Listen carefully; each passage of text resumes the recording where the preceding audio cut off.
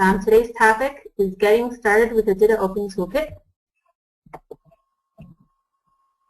As Russell mentioned, I'm an early member of the Suite Solution team. I've given many different training seminars over a number of years. I also play different roles here. I do development and project management, so I have experience implementing DITA and CMS solutions for a wide variety of organizations, and I also am responsible for training and mentoring for developers here at Suite Solutions. Our goal is to help companies get it right the first time. 2 words about the company. Our vision is that we enable companies to engage their customers by providing quick access to relevant information using XML-based authoring and publishing solutions. We also have a number of products. One of the flagship ones is called SuiteShare, which is Enterprise Intelligent Dynamic Content. We'd be happy to provide more information if you're interested. We do consultancy, systems integration, application development in a number of different industries with a very experienced staff and lots of different clientele. Okay. Our main topics for today are as follows. We're going to start off discussing the DITA-OT, what it is, and the main processing tasks it performs. We're going to then move on to the DITA-OT architecture, a kind of high-level view of the different main components that comprise the DITA-OT to get a feel of the different technologies that it uses and the different pieces that come together. We'll then jump into rendering output with the DITA-OT and discuss several different methods. We'll take a closer look at customizing the processing using ANT specifically. And we'll wrap up discussing how to filter output using DITAVAL files. And there's a reference slide at the end that describes helpful DITA-OT resources that we'll also review. And that's our plan for today. Okay, so what is the DITA-OT? In a sentence, DITA-OT stands for DITA Open Toolkit.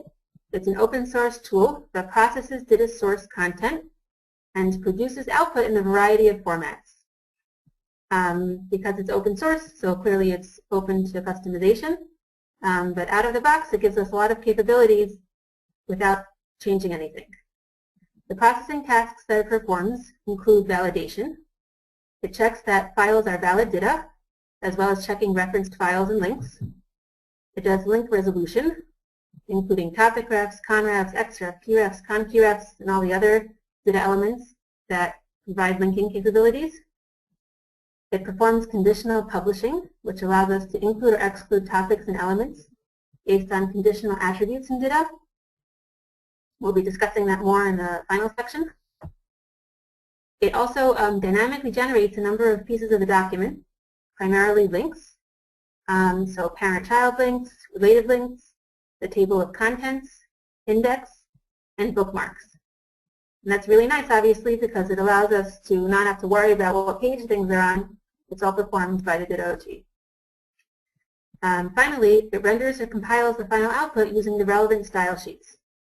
So I guess main categories would be HTML formats. That includes XHTML, HTML help, Eclipse help, and Java help.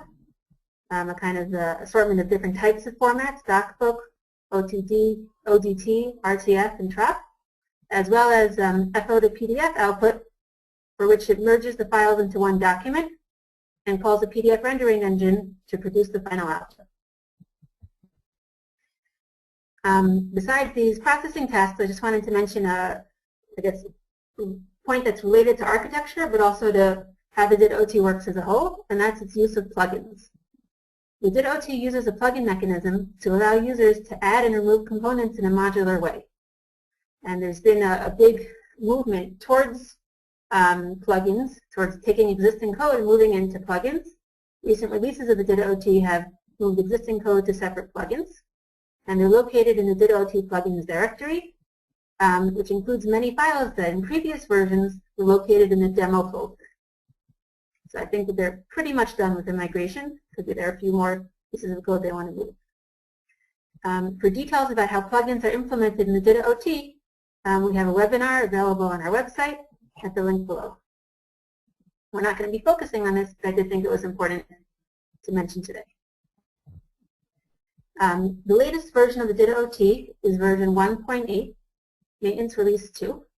That was released on September 17, 2013, so about a month ago. Every release has new features that comprise the release. A high-level view of the new features included in this release include additional validation in the preprocessing step, the bundled FOP, that's the formatting object processor. We'll discuss it a little more shortly, but it's what out of the box the DITA-OT uses to produce PDF output. So the version for that piece of software has been updated. There was a large amount of code cleanup and reorganization, including removing deprecated code and properties, updating existing code, and as I mentioned before, moving code style sheets that were part of kind of a general core of the DITA-OT to plug in specific folders, which, as I said, allows us now to modularly move these pieces of software in and out. It also provides a variety of bug fixes and new releases and new features. And for more details, feel free to look at the release notes for this release. And it's all documented in the DITA-OT release history section of the user guide. In the reference slide at the end, I explain exactly where it is in the distribution, but it's very helpful, the DITA-OT user guide, and release notes explain exactly what changed in each version. Okay, so that concludes our quick overview of the DITA-OT. We discussed the main processing tasks that the DITA-OT performs. We mentioned the DITA-OT's use of plugins, as well as new features in version 1.8, which is the latest version of the DITA-OT. I'd like now to move on to the architecture of the DITA-OT. So as we can see from this diagram, the DITA-OT is comprised of a wide variety of technologies and components.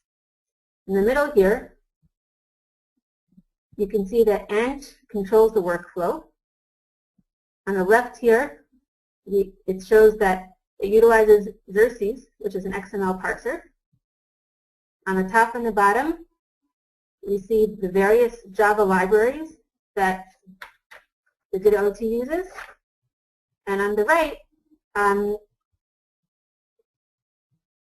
we see XSLT engines that apply the XSL style sheets to process the input files and produce the output we want. Now what we're going to do in this section is go through each of these components in a little more detail without getting too bogged down by too much technical detail, but at least to give a high-level review of what they each do. So Apache ANT, that was the piece in the middle. Apache ANT is a build management tool which is similar to Makefiles from DOS. It manages targets and dependencies. It's used primarily by the Java community, and in the DITA-OT it's used as the control program for the DITA-OT workflow. So it's running the show.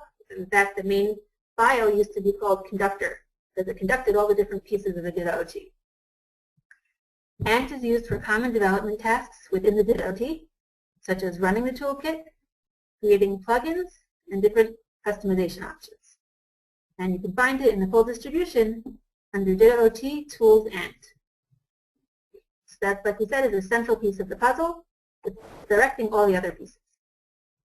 Xerces, and when we get to the section about rendering output using the DITA-OT, we're going to take a closer look at how we can use ANT files to run the DITA-OT, customize the output, and debug errors. Okay. Next component is Xerces. It's a collection of software libraries created by Apache, which are used for parsing, validating, serializing, and manipulating XML. Like DITA is a specialization of XML. So clearly we need a component that can read the DITA files, interpret them, and allow us to manipulate them for the processing we need. It's located in the DITA-OT lib directory. There's a jar file called Xerces impl for this implementation. The second piece. DOST.jar is one of the main Java libraries that the DITA-OT uses. DOST stands for the DITA Open Source Toolkit, which is obvious once you hear it, but not necessarily beforehand. And what it contains is all of the Java code that's unique to the toolkit as a whole. Why Java and not ANT? A couple of reasons might be that, first of all, Java is a more general purpose programming language than ANT or XSLT, so it has more capabilities that we can take advantage of. And also it may have some performance benefits to write it in Java as opposed to ANT or XSL. An important thing to note about the Java code for this library and all other ones is that the Java code is compiled. That means that if you want to make a change or view the source, it needs to be downloaded separately. It's not necessarily distributed in every DITA-OT distribution. And likewise, when the source is changed, the jar needs to be recompiled, as opposed to when you change an ANT file or you change an XSL file, it just pretty much takes place immediately. Here we have a compilation step that's required before the Java change can take effect. The location of DOST.jar is in the DITA-OT lib directory, as well as a number of other components we're going to be discussing here. Additional Java components, there are several different Java libraries that are packaged within the toolkit. Here are 4 of them that we chose to highlight. The first is resolver.jar. That's a Java library that resolves file references using catalog files. Secondly, there's ICU4J.jar. That stands for International Components for Unicode for Java. That's used for internationalization and localization. It's a kind of general purpose library that's often used for translation. Thirdly, there's FOP.jar. That's specific to the PDF processing. As I mentioned briefly earlier, it stands for Formatting Object Processor, and it's an Apache open source application that converts XSL formatting objects to PDF. Finally, there's Basic.jar, which is a graphics library utilized by FOP. And these first 2 libraries, Resolver and ICU4J, are located like DOST.jar in DITA-OT lib because they're used for the general DITA-OT processing and aren't output format specific. Whereas these last 2, FOP and Basic, are located within the PDF plugin. So here's an example of how the plugin implementation I mentioned earlier. In the DITA-OT plugins folder, there's a plugin called org DITA PDF2, which basically contains the PDF code for processing and creating PDF output. And within that folder, there's an FOP subdirectory that contains these 2 jar files among other files that are needed for FOP processing. Okay. Finally, the final component we have here is XSLT Engines. There are 2 primary XSLT engines that the DITA-OT has been using. And as we mentioned before, XSL style sheets are used for much of the text processing of the DITA-OT. When the DITA-OT is customized to produce custom formatting in the output, most of the changes are generally made to the style sheets. And what these processing engines do is they apply these style sheets to the input files to produce the desired output. Now historically, the DITA-OT has used one of these 2 processing engines, either Saxon or Xalen. So I just wanted to give a very brief overview of some historical points and differences between the 2. Saxon is an XSLT and XQuery processor created by Michael Kay. Version 9 and up implements the XSLT2 specifications, as well as retaining the capabilities of processing XSLT1 files. It's fully backward compatible. And this is the version that currently ships with the DITA-OT. So if you get a modern version, a later version of the DITA-OT, and you take the full distribution, in the DITA-OT lib folder, you'll have a subdirectory called Saxon that contains either version 9 or 9.5 of Saxon. Xalen is an XSLT and XPath processor from the Apache Software Foundation. It does have some more limitations than Saxon, namely that it has some bugs and also doesn't support the latest XSLT specification, which is XSLT2. It was initially packaged with the DITA-OT through version 1.4.2 due to licensing issues with Saxon. So if you have an older version, it may be using Xalen by default. The newer versions should be coming with and utilizing Saxon. And Saxon is the recommended XSLT processor to be used with the DITA-OT for the reasons listed above. So just to do a quick review of the architecture, Now, it's a challenge to kind of do a high-level overview without getting into too many details, but hopefully we accomplished that. We have Apache ANT here in the middle. Let's see if I can get a highlighter here. Spotlight. Okay, we have Apache ANT in the middle that's coordinating all the different pieces, the components that the DITA-OT utilizes. On the left here, we have the Xerces XML parser, which allows us to parse and manipulate the XML that's in the DITA input files. Top and bottom, we have some different Java components. DOST.jar is specific code for running the toolkit, as well as a number of supporting libraries we use for looking up files in catalogs, internationalization, and producing PDF output. And on the right here, we have XSLT Engines. Originally it was Xalen, and now the latest versions have Saxon, which take the XSL style sheets, either those that come with the DITA-OT or custom ones that we change, apply them to the files that were parsed by Xerces and are now in the middle of being processed. And that leads us to produce the final output in the format that we requested.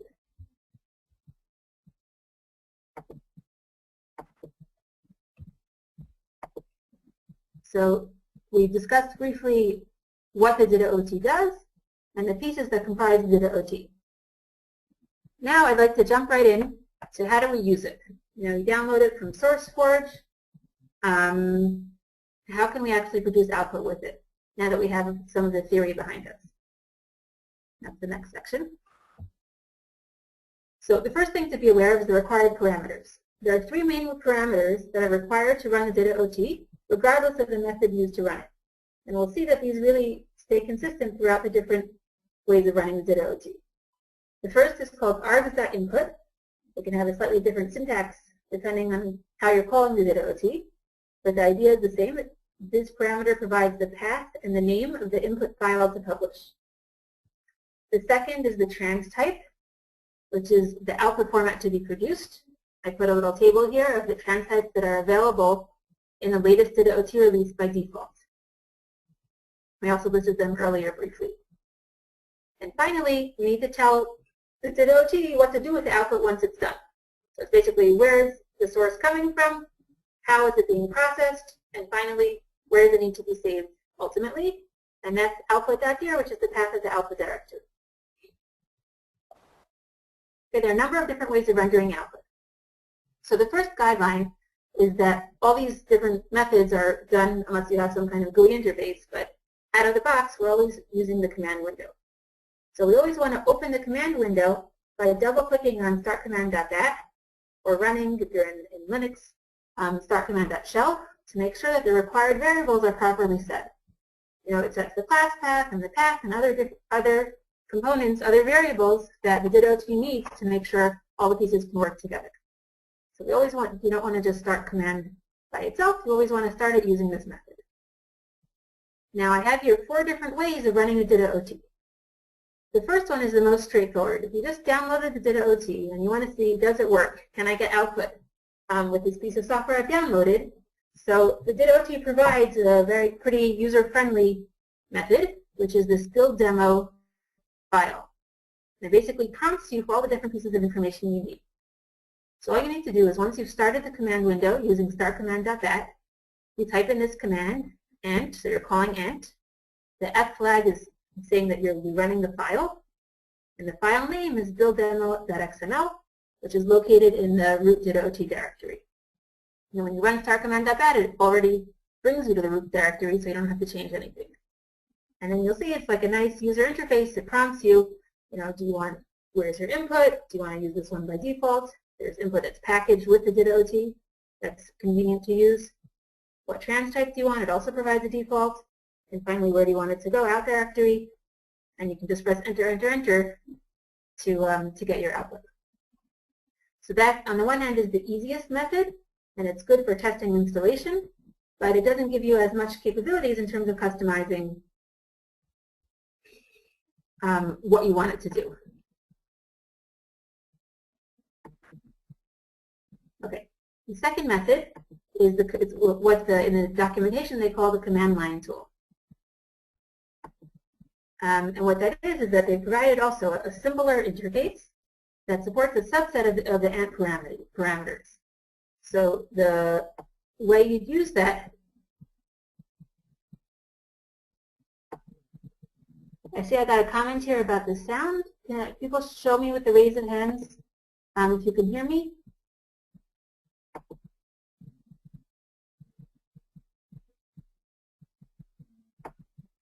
At least some people can. Maybe I should have asked the opposite. If you can lower your hands, is there anyone here who can't hear well?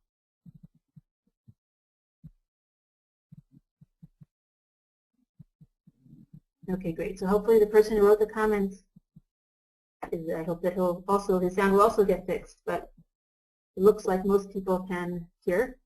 If there's a problem, please feel free to chat me or the moderator so we can address it.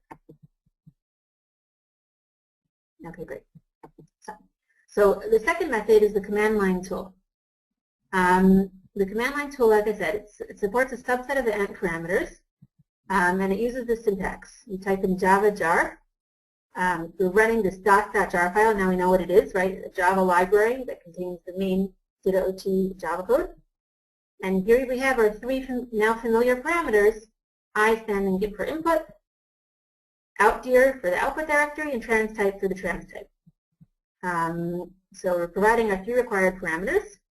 It gives us more options than the first option, build demo, because it supports a number of parameters, but doesn't give us as much capability as the upcoming methods, because it's a subset of the ANT parameters, it's not the full set. Okay. The third option for running the DITA-OT is to use a property file to send properties to build.xml. Honestly, I haven't seen this used much, but it's possible, so just in case this meets someone's needs, I wanted to mention it.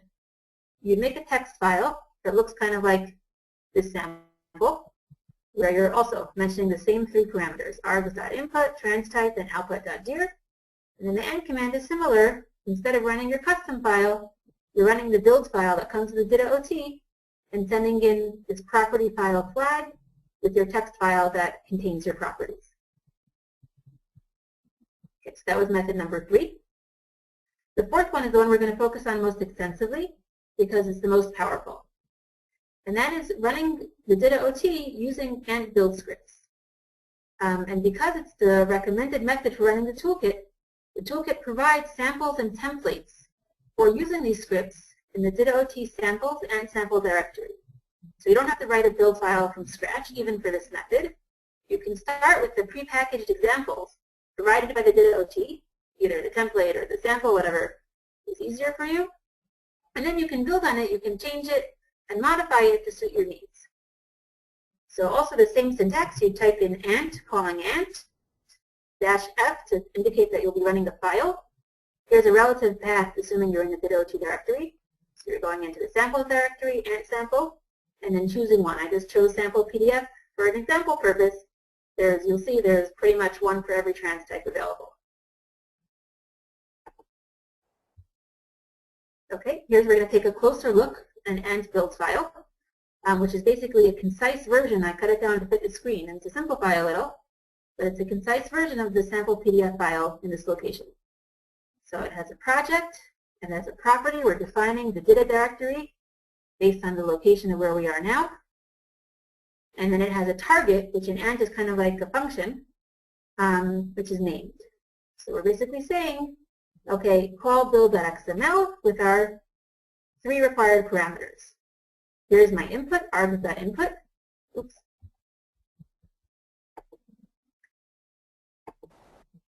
Nice, so here are our old friends. Args.input is telling us where the input DITA map is located.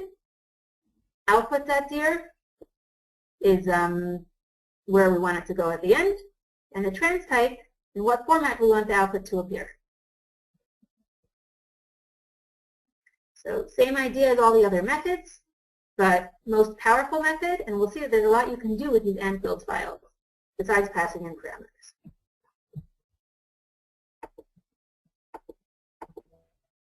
Okay.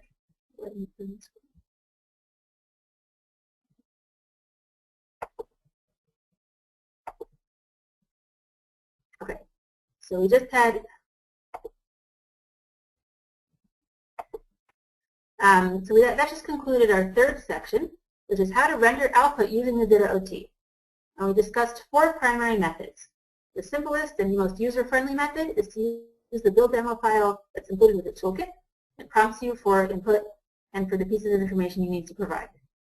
The second method was using the command line tool, which allows you to use a subset of the ANT parameters, but not the full set.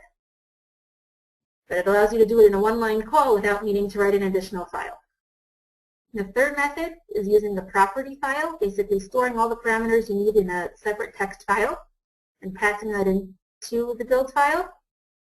And the final method, which is the one we're going to focus on most, is using an ANT build file, which allows you to use the full complement of ANT parameters, as well as do a lot of other fancy things if you want to customize your processing. And that leads us right into the next section, which is what types of customization can we do using ANT?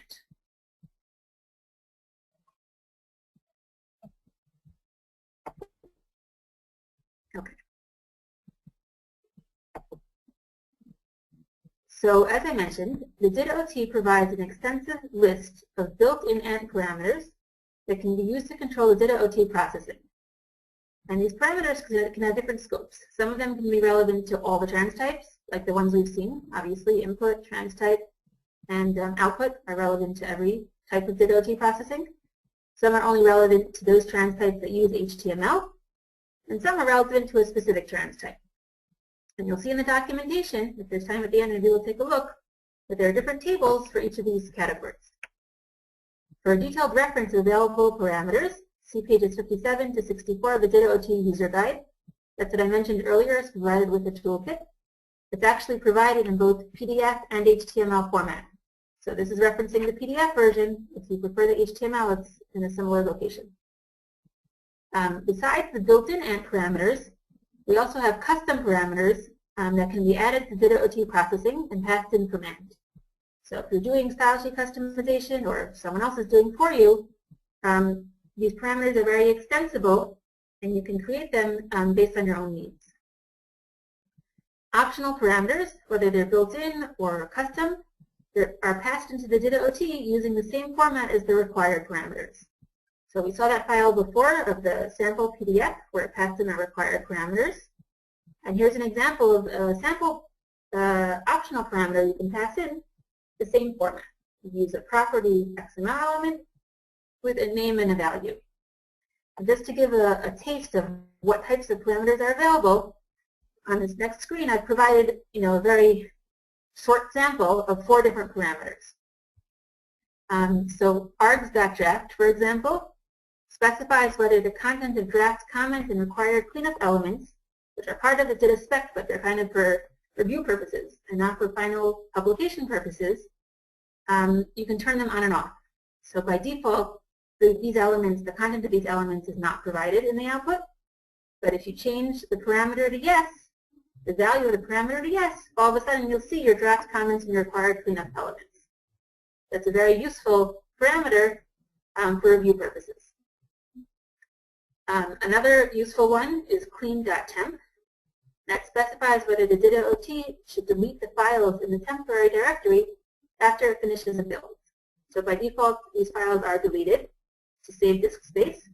But if you're debugging or for whatever reason need to see what was put into your temp directory, it's sometimes helpful to change that to no so that you can see exactly what happened in the temporary directory during processing. A third parameter that I think is useful is validate. What validate does is it specifies whether the DITA-OT should validate the content against the DTDs.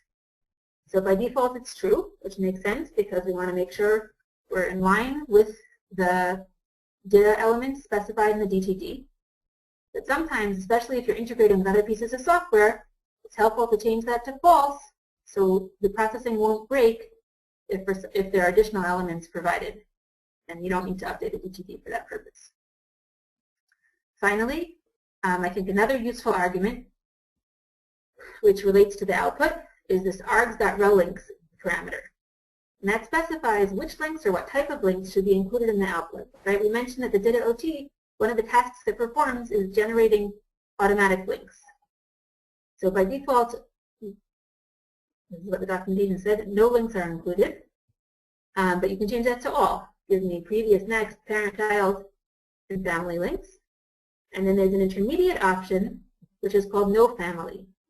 So it won't give you parent, child, next, and previous links, but it will give you links that are specified in other ways. It's also a useful parameter to know about, and it's sometimes confusing. Now, where did my links go?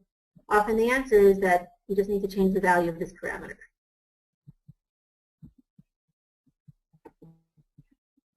Okay. In addition to passing in optional or custom parameters, as I mentioned earlier, there's a lot of different types of processing tasks that you can use ANT for. So I just mentioned one here, which is that the sample ANT build files that are shipped with the toolkit use ANT to delete old output before new output is generated. Right? Sometimes it's confusing because you have an output folder we're using for testing or for publication even, and it can get cluttered with output from different dates that kind of overwrite each other. So it's good practice to clean out that directory before saving new output. So you can do that manually by deleting, which is, a little cumbersome and not guaranteed.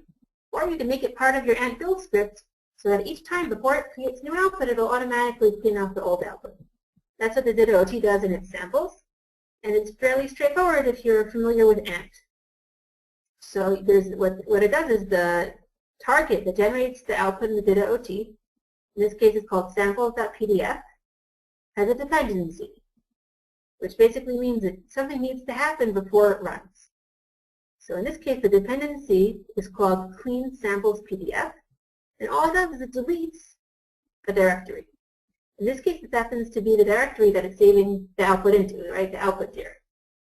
So it's saying before you run the DITA-OT, with the code we mentioned earlier, make sure you clean out the directory first. And in fact, it will give an error if the directory for whatever reason can't be cleaned out, and it will stop processing. A common reason this happens, just as an aside, is if you have a PDF open in a PDF reader, so generally speaking, the ANT processing won't be able to delete it. And you get an error, and all you have to do is close the PDF before rerunning. So that can sometimes be a gotcha if you don't understand why it failed. Anyway, just in case you encounter that or will encounter that, it's a good tip. But so one example of additional processing that you can do with ANT is to clean out your old output before you create new output. Obviously, this is a fairly trivial example, although useful. There are a lot more complicated things you can do with ANT as you become more familiar with the syntax of the language. Another thing you can do with ANT, that I think is also very useful, is you can structure your ANT build file to run multiple targets with one call. So as we mentioned, this depends attribute basically says do these other tasks first, run these other targets first before doing mine. So here what we're doing is we can define a number of different targets. The example I brought here is different output formats, and then have an all dependency that's directing the show and saying, okay, to run this all dependency, make sure you do this list. So basically what that allows you to do is to have one ANT command, and it'll generate as many different output formats as you want. You can also be fancy. You can nest them. Let's say you have languages you want to generate output for specific languages, and within each language you want to generate different documents or different products. So you can make this as complicated a structure as you want to, and then be easily able to turn a language or a product on and off simply by changing the list of dependencies. So also a fairly straightforward approach that can have nice performance benefits and simplify our workflow. But if there are always a certain number of outputs we want together, we can just build it in one ANT file and run it with a single command.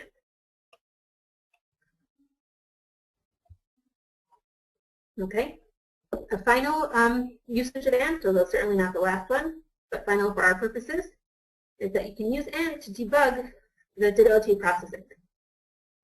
One tip is that it's often useful to look for the first error, because later errors can be misleading. Sometimes there's a whole chain of errors, but often that chain was generated by an initial error. So we want to check the ANT output to see what went wrong first. Another useful technique is that you can pipe output to a log file.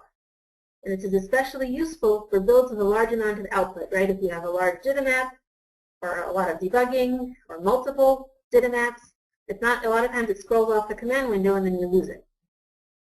So by using this greater than symbol, you can pipe it to a text file, and then you can open the text file at your leisure, search it, format it however you want to see exactly what happened.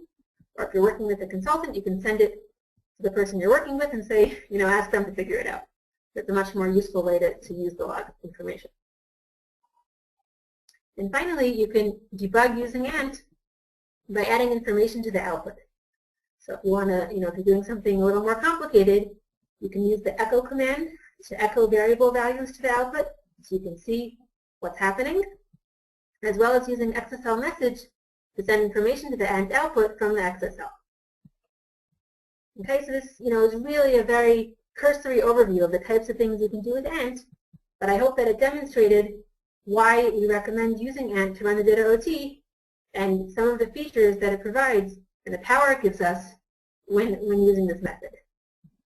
So to summarize this section, we talked briefly about ANT parameters, how we could send optional parameters that come with the DITA-OT or create our own custom parameters to be used during ANT. We discussed how we can use ANT to do additional processing, such as deleting old output before you generate new output. We talked about how you can use ANT to call multiple targets or even nest it with logic to control exactly what's generated for each call. And finally, we mentioned that ANT can be used for debugging purposes, and we can pipe ANT output to a log file to see exactly what happened during the processing. Okay. Our final section is I'd like to discuss briefly how we can use the DITA-OT and filter its output using DITAVAL files. I mentioned that's one of the tasks that it allows you to conditionally filter out different pieces of information using conditional attributes. So that's what we just said, that it performs filtering based on conditional attributes. And the ones that come in the DITA spec are the product attribute, audience, platform, and other props. There's also a props attribute that can be specialized to create additional conditional attributes for your needs. So basically what this means is that on your DITA map, or for a particular element, depending on whether you want to filter on the topic level or on an element level, you enter in one or more of these attributes, say product for example, and label that topic or that element as relating to a specific product. Then what you need to do is you need to create a DITAVAL XML file to set the criteria. So by default, all topics and elements are included in your output. But what you can do in your DITAVAL file is specify which elements you do not want, which elements need to be excluded. So for example, let's say I've labeled some topics in my DITAVAL file to relate to certain types of cars. That's the sample content that comes with the toolkit. Has to do with cars. So then I can have a sample DITAVAL file, here we call it garage.ditaval, where I can say, okay, for the product attribute, if the value is Ford, include that. But if the value is Honda, exclude it. Okay, so the first step is we're providing labels using these conditional attributes and saying which pieces of information relate, in this case, to which products, which type of car. Then with step 2 is we're providing the sample DITAVAL file and saying, well, which products are we interested in hearing about in this publication run, and which products do we want to exclude. And the third piece of the puzzle is that we then pass the name of the DITAVAL file as a parameter into the ANT build file. So using the same methodology that we discussed earlier, the ANT build file to run the toolkit. Here's another parameter we haven't yet come across that we're now introducing, called DITA input val file. What that contains is the location and name of this DITAVAL file. And by passing it into the output using our ANT build file, we're basically telling the toolkit to filter out our output using the rules specified in that file. Okay, so in this case again, if there's a topic labeled as relating to Honda, it would be excluded. If it's a topic labeled as relating to a Ford, it would be included. Just some notes about how this works. Let's say you have multiple values on a particular product. Okay, so here's an example where we have a step element that's conditionally labeled to relate to the Ford and the Honda together. So if you want it to be excluded, all the values have to be excluded from the file, right? If I only say don't exclude Hondas, well, this also relates to Ford, so you'll see it. I have to exclude both Fords and Hondas for this element to disappear. Whereas if you have a number of different conditional attributes, in the second example, right here we have a product and an audience. If either one of them is excluded, then the whole element is removed, right? If I don't want to hear about Ford information, this is labeled as relating to a Ford, it will be removed. And likewise, if I don't want admins to see this, it won't appear. So just, it's pretty intuitive once you think about it, but it's not that obvious at first glance all the time. So I just wanted to mention this is how the logic works. If it relates to a number of products, you have to include all of them for the element to be excluded. Whereas if any one whole category is excluded, that will also do the trick. Okay. Besides including and excluding information in the DITA-OT, the action of a DITAVAL entry can also be set to flag. And what that does is it distinguishes that element in the output. And you can distinguish it in a custom way. What that means is that the flagging style can be determined by the attributes of the prop element in the DITAVAL file. So before we saw simpler prop elements, basically saying here's the attribute name, here's the value, and this is whether you should include it or exclude it.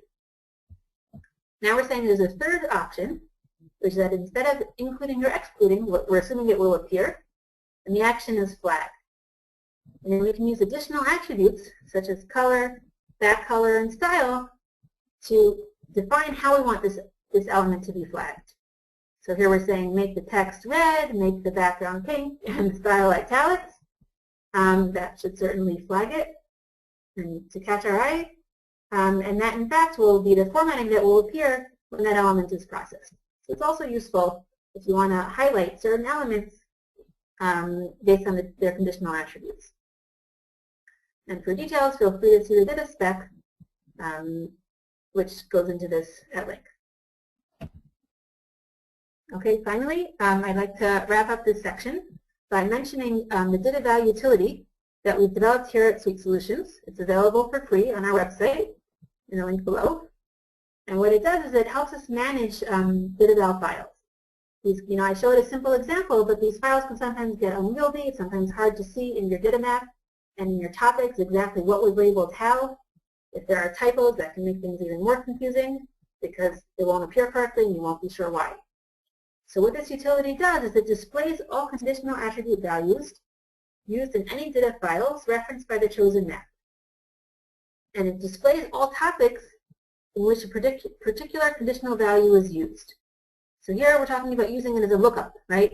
You already have the conditional attributes there, and it will comb through your files and all the references and show you which ones are used and where they are. You can also use it in the opposite direction. You can, show you where they are, and then what you can do is it has checkboxes. So you can pick values using checkboxes, and it will then go ahead and generate a DITAVAL file based on the criteria. Right, so the screenshot's a little bit small here. Hope you can see it.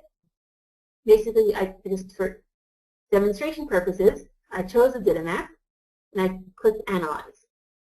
And what I did is it showed me, this is the example in the webinar that I also put into my map, that I'm using the product attribute, conditional attribute, and I'm using Ford, Honda, and Volkswagen as my product values.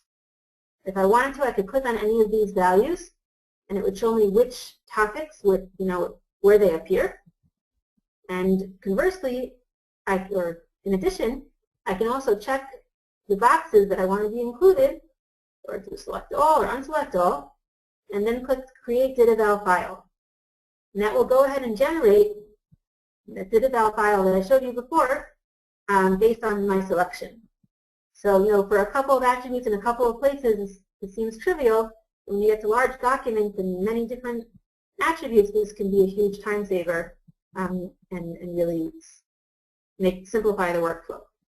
I just wanted to mention it. Feel free to go to the site. I think you have to register before and then you can download it. Okay. So that concludes our discussion of filtering output using DITAVAL.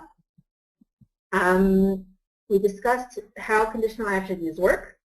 I showed an example of a sample DITAVAL file with the logic that's used behind it. We talked about using DITAVAL files for flagging and how you can set how you want it to be flagged, what color, background color, and style should appear. And we briefly mentioned the DITAVAL Utility, which can be downloaded for free from Suite Solutions, which helps manage these DITAVAL files and the conditional attributes that they relate to. I wanted to wrap up with this quick slide about DITA-OT Resources, which I think are very useful links for learning more about the DITA-OT and becoming part of the community, or continuing to be part of the community. So, as I mentioned earlier, the DITA-OT ships with a user guide that's built in to the full distribution. So there's a doc folder within the DITA-OT directory that contains documentation, as its name indicates, and you can access the user guide at least two formats. So in the root of the doc folder, there's a user guide.pdf. That's the PDF version of the user guide, and I referenced some page numbers earlier within that document. So you can also use the HTML version. There's an index file you can click, and it'll give you an HTML interface. So it's very useful. The documentation has been updated recently to make it more current and more comprehensive. Secondly, there's SourceForge. That's obviously where you can download the DITA-OT from. And there's two main links to the DITA-OT project. There's the DITA users email list, which is a very popular group in Yahoo Groups, which is a common forum for questions, comments, all sorts of discussion relating to DITA and the DITA-OT. So if you're not a member, I encourage you to join. There's the DITA XML website, which has a wiki with all sorts of information about the DITA Open Toolkit, including what's changed in different releases. Also extremely useful. And finally, the DITA specification that's useful for DITA authoring as well as for toolkit usage. I use it all the time as a developer. There's an online version, and there's also a new version that we put up using our Suite Help formatting, which provides searching capabilities, and it's a little more user-friendly than the old HTML version. So here's the link to the Suite Solutions version, also a very useful reference to looking up DITA elements and how they should be used by the DITA-OT and other processing mechanisms. Okay, so to wrap up, we covered a lot today. I hope it wasn't too quick. We talked about an overview of the DITA-OT, high-level look at what tasks it performs, what its purpose is in the world, how it uses plugins in the latest version. We talked about the architecture of the DITA-OT, the different primary components that make up the DITA-OT, and how they interact with each other. We discussed 4 methods of rendering output using the DITA-OT, and said that the recommended one is using an ANT build file that can be used, and that you can do that using samples and templates provided with the DITA-OT. We talked about some examples of how to customize processing using ANT in terms of sending in custom parameters, doing additional processing tasks, debugging, calling different targets, etc. We then moved on to how to filter output using the DITAVAL file. We showed some examples, how to flag, and the DITAVAL utility that you can download. And we wrapped up by displaying some useful DITA-OT resources online and within the DITA-OT that can help further our usage and our understanding of how the product works. So thank you all for joining. I think Herzl is going to wrap up with a few words. Hi. Well, let's take. Thank you very much. Thank you very much, Adina. I think that was really enlightening, and we have some questions that that were being asked during the webinar. Doug asked just now, how do you render output with ANT if your content is in a CMS? such as TriSoft? Okay, so thanks for your question. TriSoft uses ANT, I believe, to render output under the hood. So they used to use the Java-jar method, and I think they recently switched to ANT. So I don't know if you can, as a user, change the processing by yourself. If you're if you're a technical person, if you're a developer, so you can change the processing, but that should always be done in coordination with SDL, because they may have restrictions, they may rewrite that file sometimes, but they should be able to help you perform any tasks you would want to perform locally using the CMS, but it will probably be a little more complicated because it's within the context of their CMS, and obviously you have to coordinate with them. So I would say, unless you're very familiar with the technology and the CMS itself, I wouldn't try it on your own, but I would definitely encourage you to talk to your STL contact about how you can implement maybe some of the things you've heard here or other ideas you have together with them. Oh, okay, thank you, Adina. There's one more question here. June asked if you could run the command line in DOS, or do you have to use Linux? No, you can definitely run the command line in DOS. I usually work with a Windows machine, and if you double-click on that starcommand.dat file, you get the Windows command window, and it works fine. So definitely Windows friendly. Okay. Okay, so there's another comment here about a new DITA-OT mailing list. Thank you, Matt. It's good to know about. Okay, right. Thank you, Matt, for that comment, and we'll look into the music possibility also. Okay, so I'd like to thank everyone for joining us today, and we hope that you found this presentation enjoyable and informative. I just want to remind everyone we'll be back in 2 weeks' time with Joe Gelb, President of Suite Solutions, for our next webinar in our DITA Quick Start series. He's going to be talking about system architecture of a basic DITA tool set. That's on Tuesday. You can see it on the slide. Tuesday, October 29th at 2 p.m. Eastern. And please take note of the upcoming webinars, and information on the registration information will be coming shortly. So if you found this webinar helpful, and we certainly hope that you did, please take a moment to follow us on LinkedIn. We want to be able to share this knowledge with the broad community. And thank you very much again, and we look forward to seeing you in 2 weeks' time. Thank you very much, and take care. Bye now.